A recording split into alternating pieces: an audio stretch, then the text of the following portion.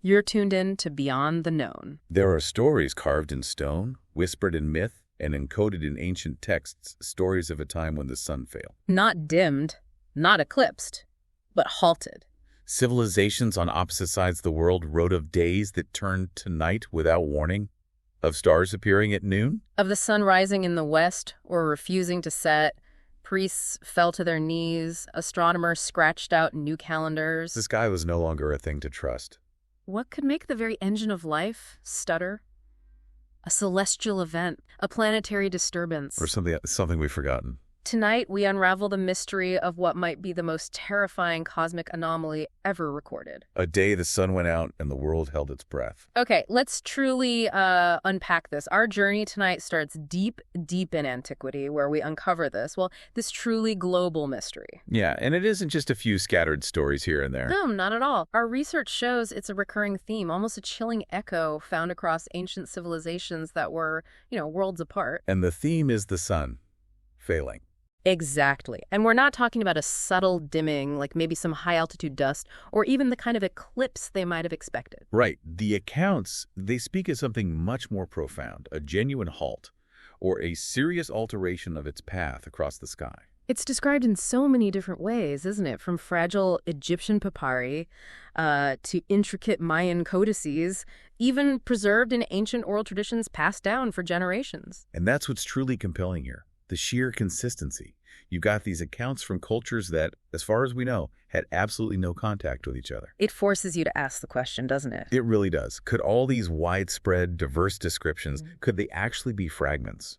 Echoes of the same singular, truly extraordinary global event? Imagine that. The shared terror, the confusion millennia ago, seeing the very source of light and life just behave so erratically. It totally defines our modern understanding of celestial mechanics, which is precisely why we need to dig deeper, to look beyond the standard explanations. Absolutely. Let's start in ancient Egypt. A civilization whose entire existence, their religion, their agriculture, it all revolved around the sun, Ra, and its predictable cycles. Their whole cosmology was built on it. Right. And then we have the Ipuwer papyrus. It's this harrowing lament, probably from the Old Kingdom, maybe the first intermediate period, and it gives us this glimpse into ancient dread.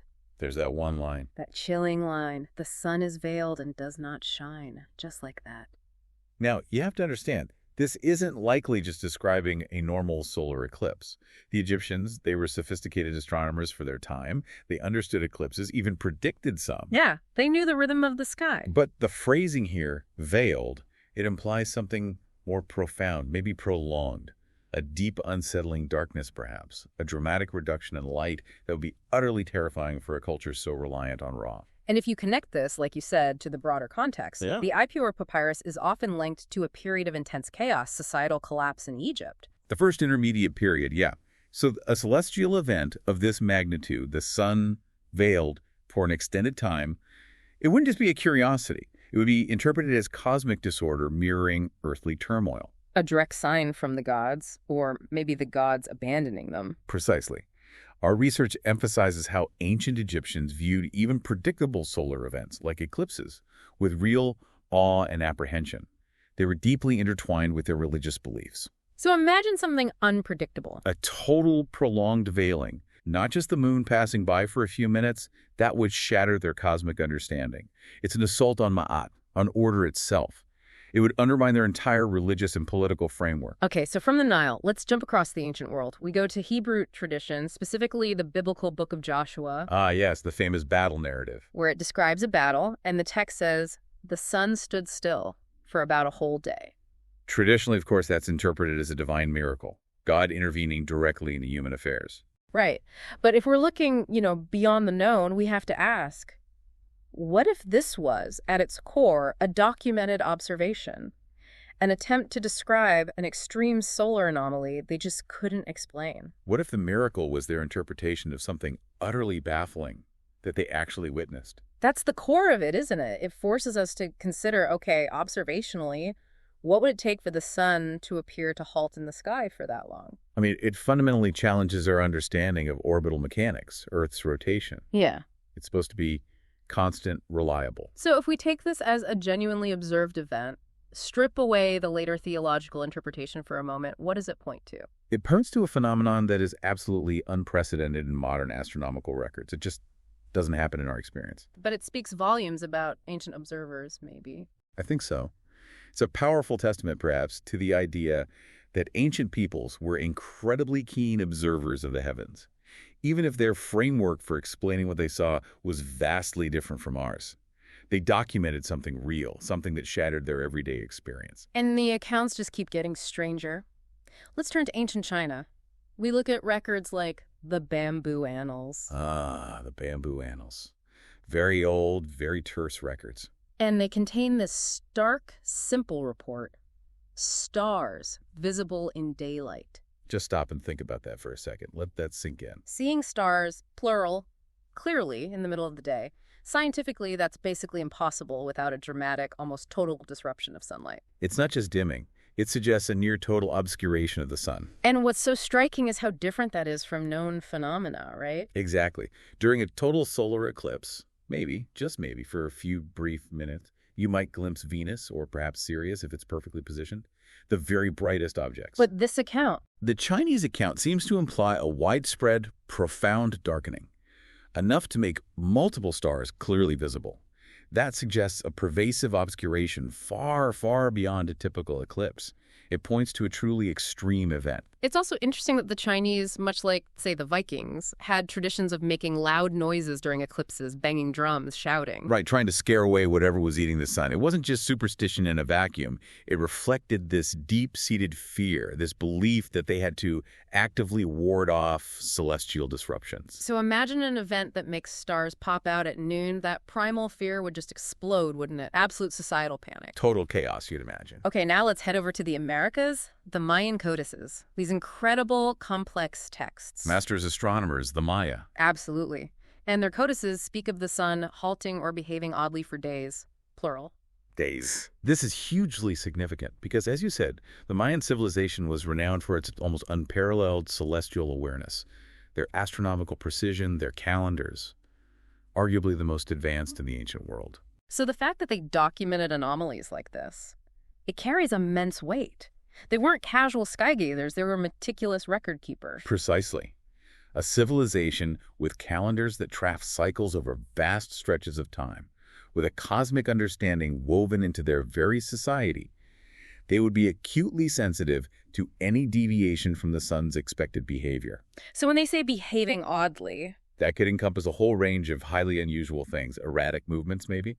Unpredictable paths across the sky. Prolonged periods of darkness that didn't match their calculations, or maybe even subtle but definite deviations from its expected track. It sounds like they were documenting real, significant celestial irregularities that just broke their models. Exactly. It's like the observational equivalent of a top astrophysicist today witnessing something that seems to violate the known laws of physics.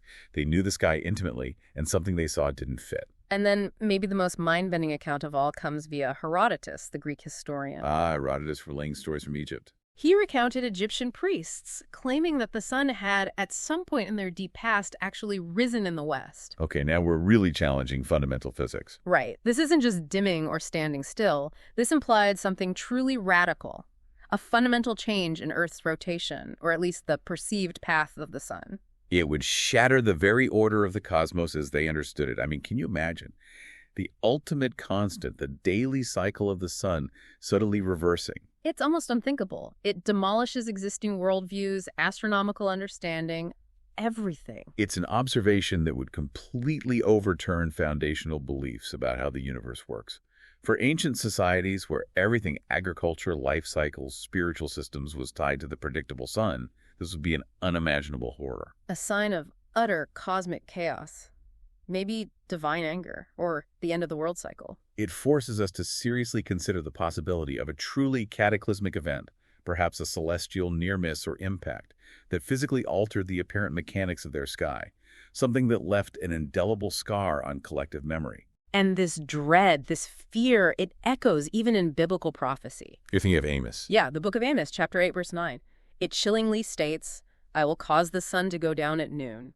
It aligns so perfectly, almost eerily, with these other sudden darkness stories we find scattered across antiquity. Imagine the psychological impact, the sheer overwhelming dread, The sun, the engine of life, giver of warmth and light, just ceasing to shine at its peak. Not at dusk, but smack in the middle of the day. It taps into a deep, primal human fear, doesn't it? The sun's reliability is fundamental. Its unexpected absence at noon wouldn't just cause physical darkness. It would unleash psychological and spiritual darkness, too. Triggering existential terror that would then find expression in prophecies, in myths, in cultural narratives trying to explain or cope with something so utterly unimaginable. These aren't just quaint stories. They feel like reflections of genuine, terrifying experiences. So let's pull this all together. We have this remarkable collection of observations from Egypt, the Levant, China, Mesoamerica, recounted by Greeks, diverse cultures, spanning continents. What does it truly mean? Well, the cross-cultural consistency is really striking. It is. And while we have to acknowledge, sure, some elements might be symbolic, maybe embellished over centuries of retelling. Of course. Oral tradition morphs things. But the widespread, the persistent, the diverse nature of these descriptions, it strongly hints at something more than coincidence. It suggests a shared, terrifying cosmic anomaly that burned itself into human memory and cultural narratives. Something far more profound than just isolated, unrelated myths popping up independently. It really compels us to rethink what myth is, doesn't it? It does. Our research, looking into ancient cosmogonies, points out that myths aren't necessarily just fantasy. They can be understood as complex, analogical stories, often crafted by highly skilled cultural knowledge specialists. Like shamanic traditions or priestly castes? Exactly. These weren't just bedtime tales. They were sophisticated frameworks designed to explain otherwise inexplicable natural events or processes.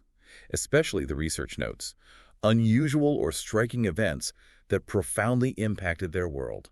So this perspective really underscores a powerful idea. These ancient solar anomalies could actually be real events, witnessed firsthand across the globe. And then meticulously interpreted, encoded, and preserved through the lens of ancient understanding, carrying the echoes, maybe distorted but real, of genuine catastrophe. They're not just fantasy. They could be humanity's earliest attempts to make sense of the utterly incomprehensible impacting their world. And that, right there, is where we have to venture beyond the mainstream, into explanations that might seem, well, unconventional at first glance. Fringe, some might say. Perhaps.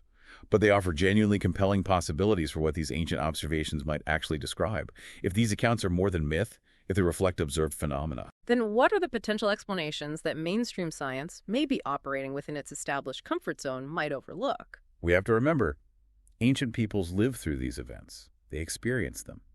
But they lacked our scientific framework, our tools, to explain them rationally. So naturally they mythologize them. Understandably so. Our goal here is to rigorously consider possibilities that are truly beyond the known. Possibilities that, we argue, deserve serious consideration even if they challenge current paradigms. We're not aiming to dismiss the observations, but maybe reevaluate the modern lens we use to try and explain them away. Precisely. The standard scientific toolkit, powerful as it is for everyday stuff, might not be fully equipped for events of such extreme rarity, global scale, and profound impact. We need to be open to the extraordinary. Okay, let's dive into some of these possibilities, starting with one that sounds like pure sci-fi, but, well, it's gaining some scientific traction, isn't it? The enigma of rogue planets and celestial interlopers. Right, the idea of a massive celestial object, maybe a rogue planet drifting through interstellar space, or even a huge comet passing close enough to Earth. Close enough to cast a profound, long-lasting shadow, or maybe disrupt our atmosphere gravitationally or even magnetically. Tell us about rogue planets. What are they, really? They are, quite literally, as our research puts it, planets that have detached or been created outside of star systems as we traditionally understand them. They're just hurtling through interstellar space. Dark, cold, and potentially massive. And this isn't just theory anymore. Not entirely. What's fascinating is that leading theorists, using incredibly complex numerical simulations, have actually been able to reproduce how these planets get ejected from their home star systems during the chaotic early formation periods. So the models work. The models suggest it's possible, even likely, Really? and they show that smaller planets, in particular, are preferentially ejected. But here's the really exciting part. The James Webb Space Telescope. Ah, JWST, changing everything. It really is. Our research points to an unexpected discovery it made recently. It identified around 500 free-floating single-planet candidates just in the Orion Nebula. Wow. And get this, about 40 of those might even be binary systems. 2 rogue planets orbiting each other out there in the dark. That's incredible. It's a groundbreaking observation, and it's forcing scientists to develop new theoretical models for how these things form and just how common they might be. It seems ejections are more likely from systems with at least one giant planet, like Neptune or bigger, although often it's the smaller planet that gets booted out, and systems with eccentric binary stars with weird oblong orbits seem to boost these ejection rates significantly. Now, we probably need to address the Nibiru thing here, right? Yes, absolutely. The elephant in the room. Yeah. There's this popular but scientifically debunked Nibiru cataclysm theory that always pops up when rogue planets are mentioned. It's fascinated people for decades, this idea of an impending collision. But let's be crystal clear. Absolutely crystal clear. That specific theory, with its doomsday predictions and claims, based on, frankly, idiosyncratic translations of ancient texts, is widely rejected by scientific bodies like NASA. It's rooted in pseudoscience. We are not endorsing Nibiru. Okay, but the core idea... The core idea, separate from the specific Nibiru, claims that a massive, dark, celestial object, unseen until it gets relatively close, could pass near Earth. That type of explanation remains a valid, if extremely rare and fringe, possibility for a deep space encounter causing major disruptions. So the mechanism itself isn't totally crazy, even if specific predictions about it are. Exactly. Distinguish the mechanism from the mythology built around it. The sheer number of rogue planet candidates JWST is finding suggests that such close encounters, however improbable in a human lifetime, might be statistically more likely over vast cosmic timescales than we used to think. Okay, so that's one possibility, an external visitor. What about changes closer to home, changes to Earth itself? Right. What about a temporary slowdown or maybe a dramatic wobble in Earth's own rotation, perhaps triggered by a massive impact or even just the immense gravitational pull of a very large object passing nearby? We know Earth's axis tilts, right? The obliquity. Yes. Our current understanding is that Earth's axial tilt, its obliquity, is about 23.5 degrees. And we know that slow, gradual variations in this tilt, along with the precession, the slow wobble of the axis, like a spinning top winding down, affect our seasons over very long geological timescales. Milankovitch cycles. But this would be something sudden. Exactly. What if there was a sudden, significant, even if temporary change, a jolt to the system? What would that do? Well, a sudden, marked change in Earth's rotation could directly mess with the day-night cycle in profound ways. It could potentially lead to prolonged darkness in some areas, prolonged light in others. Or the sun standing still. Or, potentially, make the sun appear to stand still from certain vantage points, just like the Book of Joshua describes. Furthermore, a sudden shift in the axis or rotation rate could dramatically alter the sun's apparent path across the sky. Making it seem to rise in the west. Potentially, yes. Making it seem to rise where it usually sets, as Herodotus recorded the Egyptians claimed. And this isn't purely theoretical speculation without context. Our research highlights fascinating archaeological evidence. The Palestine migration. Yes, that abrupt movement of at least half of the people in Palestine from valley floors up into the hill country around 2800 BC. A huge demographic shift. They left the fertile valleys for the harder life in the hills and only returned generations later. And they built walls. Crucially, yes. This mass migration coincided with the construction or enhancement of massive walls around most settlements, which strongly suggest unsettled and dangerous times. So you connect the dots. It raises that provocative question. Could a massive celestial impact or a profound gravitational disturbance that jolted Earth's rotation be the underlying trigger for such widespread upheaval and fear? Now, some fringe theories talk about radical, permanent pole shifts causing cataclysms, often linked back to Nibiru, actually. But we need to differentiate that specific, often unfounded idea from the more general concept of a temporary but significant axial or rotational disturbance. A temporary wobble, not a full flip. Potentially, yes. Something that seriously disrupted the perceived stability of the sky for a period. Okay, what about planetary alignments? We hear about alignments all the time, usually dismissed as having no real effect. Well, that's the mainstream view. But our research delves into a fascinating and definitely fringe new theory of effusive and explosive volcanic eruptions. Okay, what's the connection? This theory proposes something pretty radical. That explosive terrestrial volcano eruptions and solar protuberances, those huge loops of fire leaping off the sun, actually have the same physical nature. They're linked phenomena. Wow, and alignments trigger them. Critically, yes. The theory suggests that explosive eruptions occurred precisely at planet alignments. It even gets specific. How so? It claims that L-type planet alignments, where Earth is involved in a specific geometric pattern with other planets, and Sun-type alignments, where the Sun lines up with planets, dominated at the strong volcanic eruptions. So certain geometric configurations of the solar system could directly trigger eruptions on Earth and maybe even solar flares. That's a proposal. Yeah. And it directly challenges the mainstream paradigm. The research highlights this ongoing historical conflict between followers and opponents of alignment phenomenon that remarkably goes back more than several thousand years. It's an old debate. And modern science ignores it. Largely. Our research notes that while planetary variations in the solar activity are known till 1980, this whole area is often ignored by astrophysicists. It even suggests a kind of crisis in astrophysics around these inconvenient, maybe ignored observations, a potential gap in understanding. It almost sounds like a deliberate blind spot, doesn't it? Like maybe certain lines of inquiry just aren't comfortable. It certainly makes you think. Maybe ideas like the Titius-Bode law, which wasn't a perfect physical law, but was incredibly useful for predicting planet locations, get dismissed too easily if they don't fit the current model perfectly. It forces you to consider that maybe some truths are indeed beyond the known simply because they don't fit neatly into the established boxes. It encourages critical thinking about how scientific knowledge evolves or sometimes stagnates. If planetary alignments do have influences we haven't fully acknowledged on the Sun, on Earth's geology, it opens up a whole new way to look at these ancient observations of solar oddities or sudden darkness. Okay, one more major possibility, and this one feels a bit closer to accepted science, but maybe taken to an extreme. You mean the sky ablaze?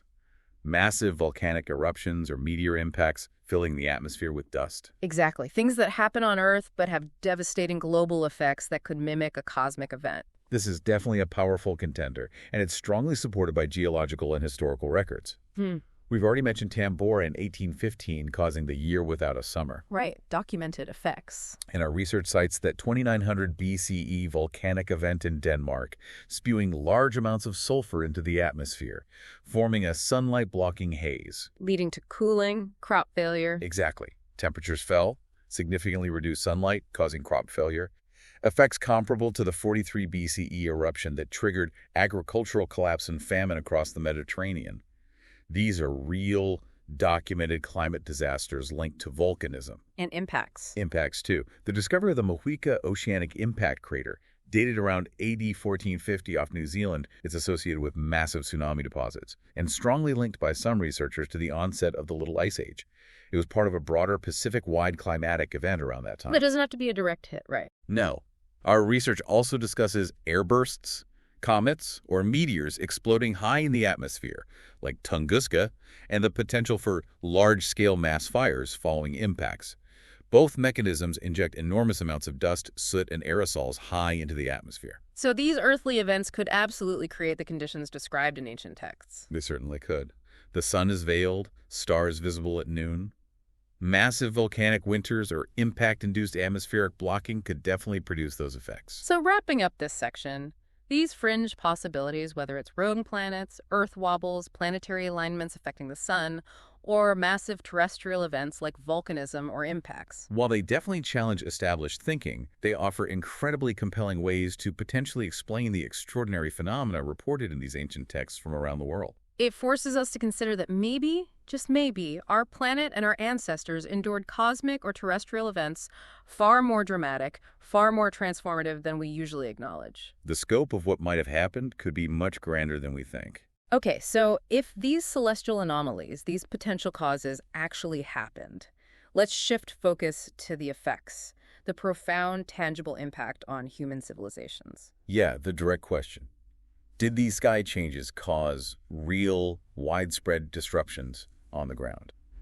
Because if these events occurred, the consequences wouldn't just be a strange sight in the sky, they would have been catastrophic. Right. Far-reaching, fundamentally shaping the course of human history. Leaving a legacy we might still be living with, perhaps without even realizing it. If you look at the archaeological record, the timing is often suggestive. How so? There's strong evidence linking sudden climate shifts to periods of immense societal upheaval. Our research points to widespread societal collapse, famine, mass migrations, all correlating with some of these historical timelines, and often with intriguing links to solar activity changes or major terrestrial events like those volcanic eruptions. Like Old Kingdom Egypt's decline, or the classic Maya collapse. No, exactly. These were periods of almost unbearable stress on complex societies. And while the causes are debated, drought, warfare, internal politics, the potential role of a major environmental shock, possibly triggered by a celestial event or its atmospheric consequences, can't be easily dismissed. And we have that really specific example from Palestine around 2800 BC. That's a compelling one. That abrupt movement of at least half the people, from the fertile valleys to the challenging whole country, they only returned generations later. And the walls went up. Right, the construction or enhancement of massive walls around most settlements, strongly suggesting unsettled and dangerous times.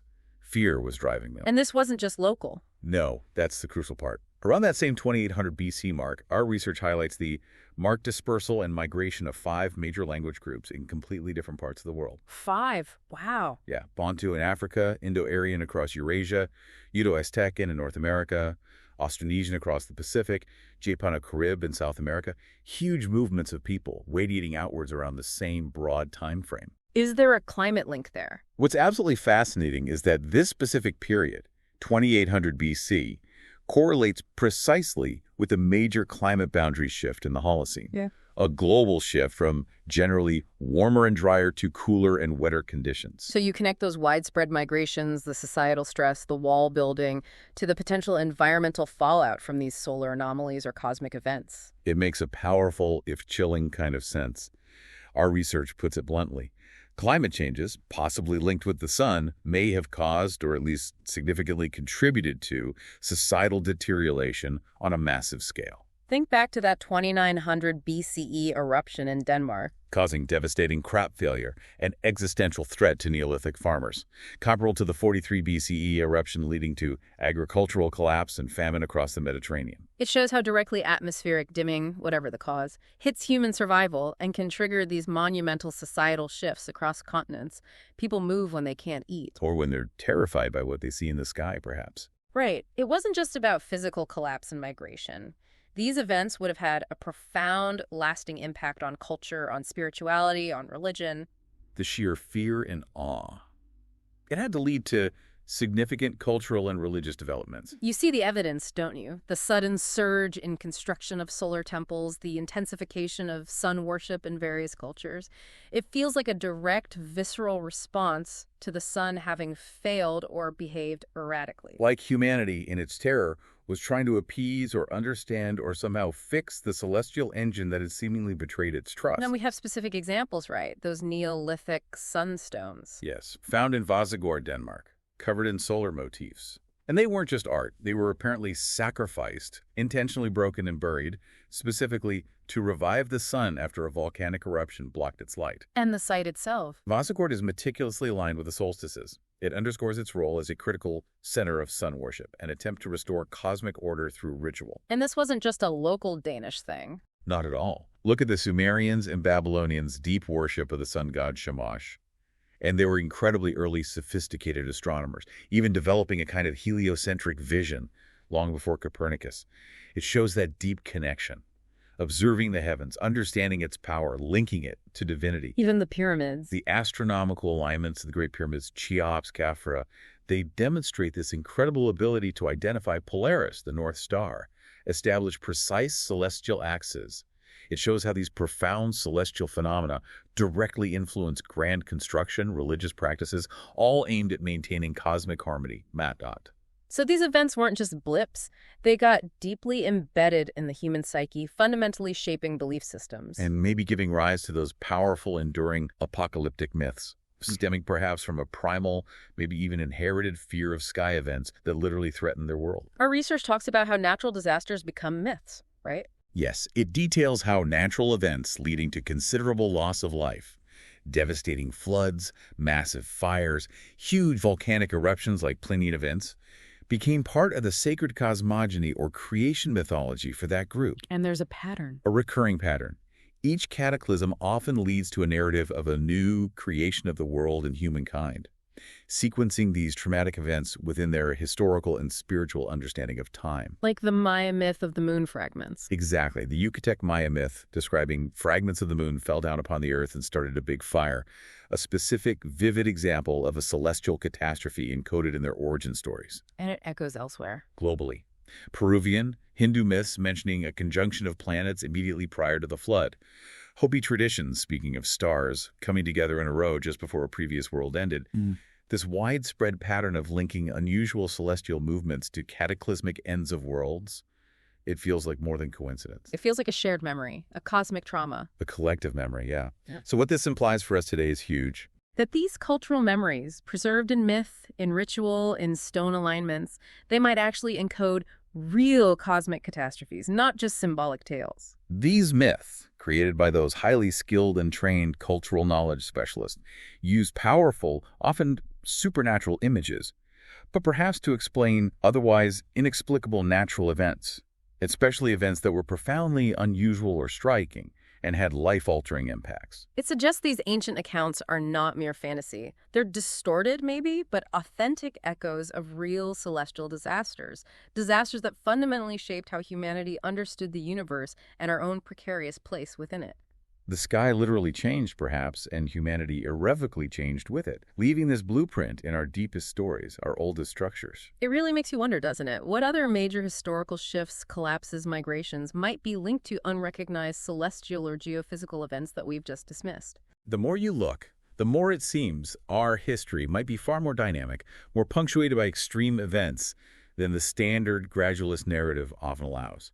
We need to keep an open mind. Okay, let's pivot now. Let's bring in the modern scientific perspective. How does science today explain phenomena related to the sun dimming or shifting? Right, and it's important to acknowledge modern science offers incredibly powerful, well-tested explanations for some of these related phenomena. Absolutely. We understand a lot. We do. But the key point is whether these standard explanations can fully account for the most extreme, the most widespread, the most prolonged ancient accounts, or whether there are still lingering mysteries beyond mainstream explanations. So what are the established scientific explanations? Volcanic eruptions are a big one, right? Huge. The link between massive volcanic eruptions and global climate disruption is proven beyond doubt. We mentioned Tambora in 1815 causing years without summer. Because of the stuff thrown into the atmosphere? Exactly. Massive injections of sulfur aerosols high into the stratosphere block sunlight. Our research database is full of studies on volcanic dust in the atmosphere, detailed chronologies, assessments of meteorological significance throughout history.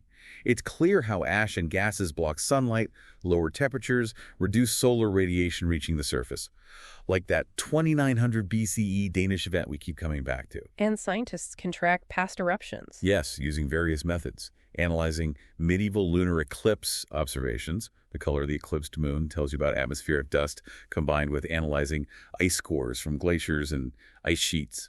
Ice cores give a fantastic long-term record of volcanic activity, trapping atmospheric samples from millennia ago. The conclusion is solid. Volcanoes affect Earth's climate, period. Okay, so volcanoes can definitely veil the sun. What about the sun itself changing its output, solar minima? That's another key factor. We know the sun goes through periods of reduced activity called solar minima. The most famous is the Maunder minimum in the 17th century, which coincided with the coldest part of the Little Ice Age. And we track this using sunspots. Primarily, yes.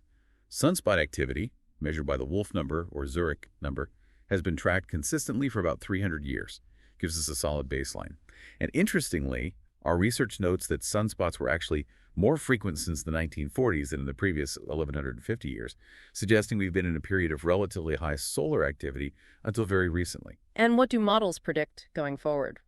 Well, based on models of the sun's 11-year cycles, some research predicts a gradual cooling during the next few centuries, potentially even a return to near Little Ice Age conditions within the next 500 years. Why? Because the models suggest the amplitude, the strength of the sun's overall magnetic field is reducing, possibly becoming nearly zero in cycle 26, which is the one after the current cycle. Is there anything else linking solar activity to climate? Cosmic rays. There's a hypothesis, yeah. That cosmic rays, which are affected by the sun's magnetic field, a stronger field shields us more, might influence cloud formation on Earth, thus affecting our planet's albedo, how much sunlight it reflects, more clouds, more reflection, cooler temperatures. But is that proven? The evidence for that specific mechanism is still pretty inconclusive, debated. It highlights how complex the whole solar-climate relationship is.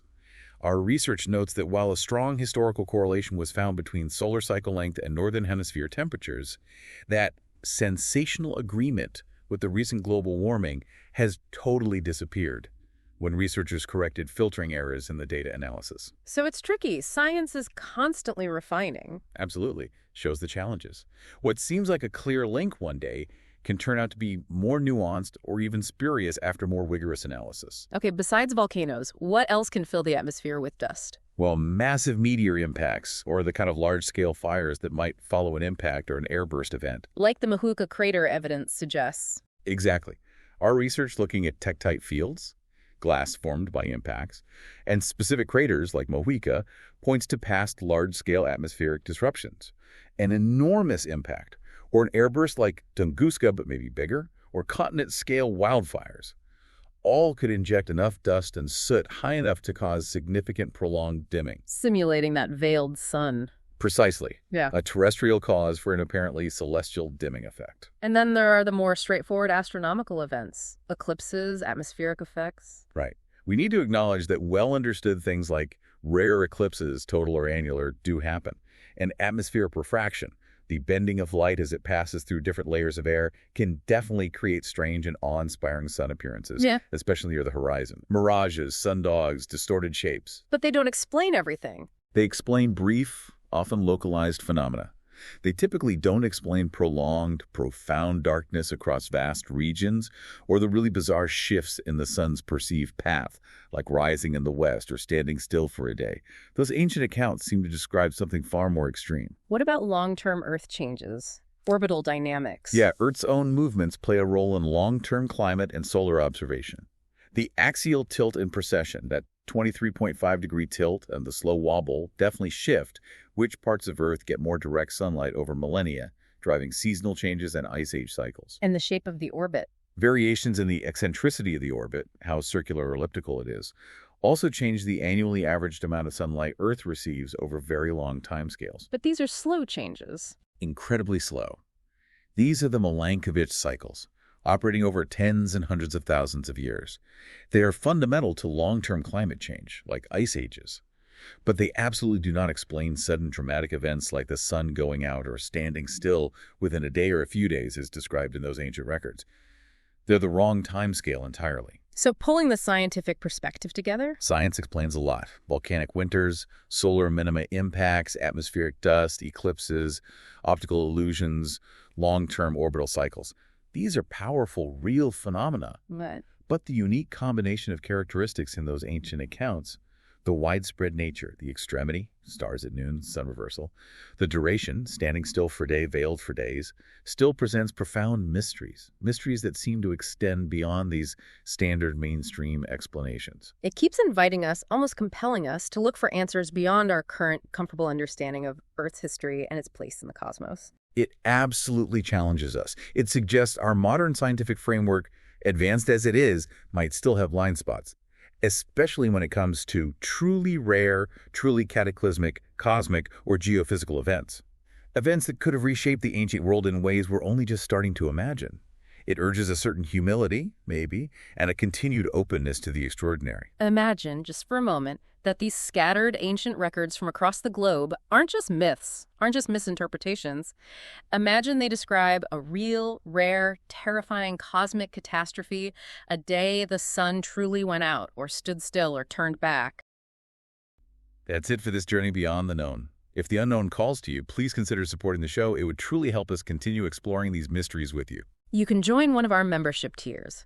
Vault Access gives you full access to everything, exclusive audiobooks, early episodes, the full Curated Wonders archive, and priority responses in our members-only chat. Secret Passage includes access to all audiobooks, early episodes, and selected Curated Wonders. Whichever path you choose, it means the world to us and earns you an Explorer's Badge for walking with us beyond the known.